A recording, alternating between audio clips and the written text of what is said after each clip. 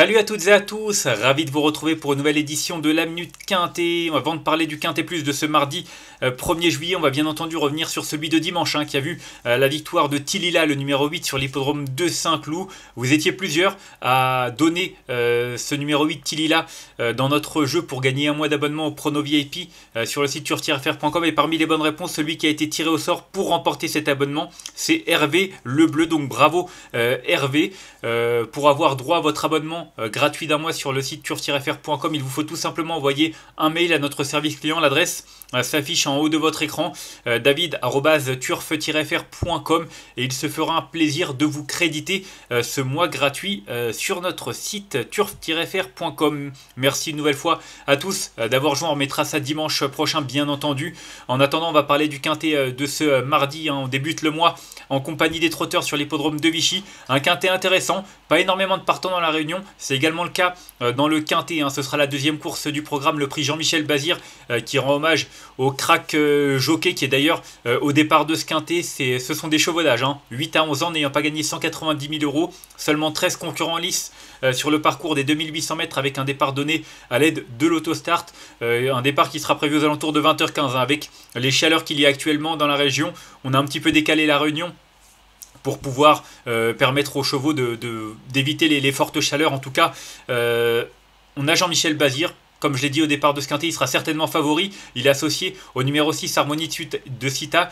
Une jument qui reste tout simplement sur 2 victoires. Après avoir été seulement 10e lors de sa rentrée sur l'herbe de Fougères. Elle a rapidement remis les pendules à l'heure sur le dur, à Amiens et ensuite à Châteaubriand. C'est une excellente droitière. Elle est déjà venue à Vichy, certes, il y a un moment, mais elle avait couru 2 fois sur ce parcours, 2e et 4e. Donc voilà, pour moi, elle coche toutes les cases. Elle est déférée des 4 pieds, elle est allégée dans sa ferrure, mais lors de ses 2 dernières victoires, elle était juste plaquée des antérieurs, déférée des postérieurs. Cette fois-ci, on défère des 4 pieds, ce qui est très rare. Ça s'est pas forcément bien passé les 2 fois où ça a été le cas. Mais le fait que son entraîneur retente le coup, c'est certainement qu'il y compte. En tout cas, associé à Jean-Michel Bazir, le professionnel sartois, je pense qu'il peut épingler ce prix qui porte son nom, puisque l'année dernière, il avait terminé 2e avec Gai Matin. Il tentera cette fois-ci de le remporter. Ensuite, en deuxième position, j'ai retenu le numéro 5, Yatus, qui pour moi a également pas mal d'arguments à faire valoir. C'est un cheval qui n'a pas couru sur cette piste depuis un moment, mais il y a déjà bien fait. Il reste sur une 7e place dans un lot qui tenait la route. Historique Mosin, Horizon des Mistes, il y a quelques jours. Franchement, là, il descend un petit peu de catégorie. Il sera un peu mieux sur cette distance plus longue. Pour moi, si on fait le déplacement, c'est qu'il a bien récupéré de ses récents efforts. Il est déféré des 4 pieds, confié à Paul Ploquin. Il n'y a pas les 7 ans au départ. Honnêtement, je serais très déçu s'il ne venait pas à lutter pour une place sur le podium. Ensuite, en 3e position, j'ai retenu le 4, Funky Berry. Alors Funky Berry, c'est un coup de poker. Je le retiens très haut, mais attention, c'est un cheval qui déférait des 4 pieds, a couru 6 fois sur l'hippodrome de Vichy pour 2 victoires, 3 podiums et une 5e place. Franchement, dans cette configuration, c'est du 100% de réussite. C'est un super finisseur. Alors, c'est vrai que cette année, il n'a pas montré grand-chose. Mais attention, il a quand même couru des lots qui tenaient la route. Notamment la dernière fois du côté de Feur. Le lot était vraiment plutôt bien composé. Là, il n'y aura pas les 7 ans. Un petit peu comme pour le numéro 4, Yatus. Que pour le numéro 5, Yatus. Donc, je trouve que sa candidature a quand même, elle aussi, des arguments à faire valoir. Et c'est vrai qu'avec Pierre Calier, s'il bénéficie d'un bon parcours, je ne serais pas étonné de le voir monter sur le podium. Mais je trouve que c'est vraiment un outsider très, très séduisant. Capable de brouiller les cartes, même pour compléter le podium. Ensuite, j'ai retenu en 4e position le numéro 7, Griezmann. Un Griezmann qui a pu souffler quelques semaines après une fin d'hiver un petit peu décevante du côté de Cannes-sur-Mer. Alors dernièrement, c'était une rentrée, seulement 11e, mais cette fois-ci, déféré des 4 pieds, on fait le déplacement, on fait appel à David Beckert.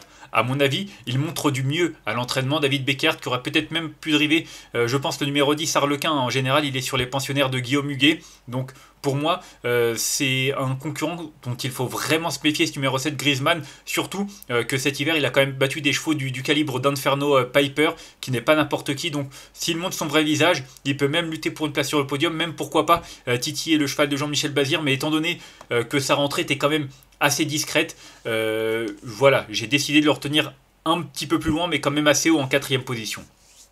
Ensuite, En cinquième position, j'ai retenu le numéro 9, Haiti Lady, hein, qui revient corde à droite. Hein. Elle a brillé dernièrement sur l'hippodrome de Marseille-Borelli pour sa rentrée. Hein. Elle n'avait pas été revue depuis environ 2 mois. Elle a très bien tenu sa partie, quatrième sur un parcours de longue haleine. Le lot était à peu près similaire, peut-être un petit peu moins relevé, même s'il y a Fuchsia Durib qui a montré de belles choses en région parisienne. En tout cas, cette jument est en forme. Elle va certainement monter sur cette tentative. Elle a pas forcément de grosses références à Vichy, mais elle a déjà bien fait corde à droite et dans la région, donc attention, je pense que même si elle s'élance en seconde ligne, elle doit pouvoir lutter pour une 3, 4, 5e place. Ensuite, j'ai retenu en 6e position le numéro 10, Harlequin. Harlequin qui aurait pu être mené par Laurent Lamazière ou encore David Beckert. Hein. Je crois que les deux ont déjà eu l'occasion de le driver les 2 dernières fois. C'était David Beckert. Mais on a également Pierre Calier qui aurait pu le mener, qui l'a déjà mené à plusieurs reprises. Donc le fait que je retienne Funky Berry, ça appuie un petit peu cette candidature, d'autant que le numéro 6, Harlequin, c'est un cheval qui a quand même des références. Guillaume Huguet est assez confiant. Bien entendu, il s'élance en seconde ligne et il n'est que plaqué des antérieurs, mais ça doit pouvoir suffire pour une 4-5e place. Ensuite, en 7e position, j'ai retenu le 11, Gaillard de Quéret, qui manque de régularité. Maintenant, sa dernière sortie montre qu'elle est sur le bon chemin. Hein. C'est vrai qu'elle avait un petit peu déçu depuis son retour en piste au printemps. Et puis dernièrement, à Agen, c'était vraiment beaucoup mieux. 3e derrière Elliot Gachère, Funny Horse. Bon voilà, le lot n'est pas non plus extraordinaire, mais associé à Benjamin Rochard et Déféré des 4 pieds, je pense qu'elle est en mesure de confirmer et d'accrocher un lot. Et enfin en 8e position, j'ai retenu le 2 Gold de PJ. Alors c'est vrai qu'il est passé par la case réclamée, mais il a montré qu'il valait mieux que ça, hein, notamment dernièrement dans un quintet à Vincennes où il a devancé Glamour Yoma qui le retrouve. Derrière Amigo, Tel Mystique, Escort Love, Great Rock, c'était quand même un lot qui tenait la route. Il est plaqué des 4 pieds. Voilà, c'est une configuration dans laquelle il n'a jamais été vu. Il a déjà été plaqué des antérieurs ou plaqué et déféré. Maintenant, il a couru à 2 reprises sur l'hippodrome de Vichy. Premier, deuxième. Alors oui, c'était à réclamer l'été dernier, mais ça prouve une certaine aptitude et la forme peut parfois faire la différence. Donc attention, avec Christophe Martens, il ne faut vraiment pas négliger sa candidature. Et enfin, en cas de non partant, j'ai retenu le numéro 8, Gamin du Gaultier, qui effectue le déplacement. C'est un cheval qui est régulier, qui est courageux, qui n'a pas une grosse marge de manœuvre, qui s'élance tout en dehors. Mais attention, il a quand même des références à faire valoir, dont des lots assez corrects. Voilà, je pense pas que ce soit une première chance, mais en l'absence des 7 ans, lui aussi peut pourquoi pas prétendre à un classement intéressant, une 4-5e place, et il aurait rempli son contrat. On va faire un petit récapitulatif de ma sélection, avec le 6 que j'ai retenu devant le 5, le 4, le 7, le 9, le 10, le 11 et le numéro 2. Et en cas de non partant, le 8. En conseil de jeu, vous l'aurez compris, le 6 Harmonicita, ce sera la favorite de la France entière. Jean-Michel Bazir qui pourrait bien remporter ce prix qui porte son nom. Derrière, le 5 Hiatus, pour moi, dans un tel lot, c'est une toute première chance. Et puis le 4, comme j'ai dit, Funky Berry, je trouve que c'est la base qui est amusante et spéculative. En général, je donne des bases qui sont assez jouées, mais je trouve que cette fois-ci, ça peut être marrant de tenter autre chose et de tenter le coup avec justement un outsider. Et voilà, j'espère que ça passera. En tout cas, je trouve que ce Funky Berry a une belle carte à jouer avec Pierre Calier. Donc voilà, 6, 5 et 4, mes 3 préférés. Mais même s'il n'y a pas beaucoup de partants, il y a quand même des possibilités pour les places. Hein, même si on peut enlever par exemple le numéro 13 Gorestan qui avant le coup semble vraiment surclassé. C'est vrai que derrière, malgré les 12 qui restent, on peut avoir peut-être une petite ou 2 petites cotes à l'arrivée.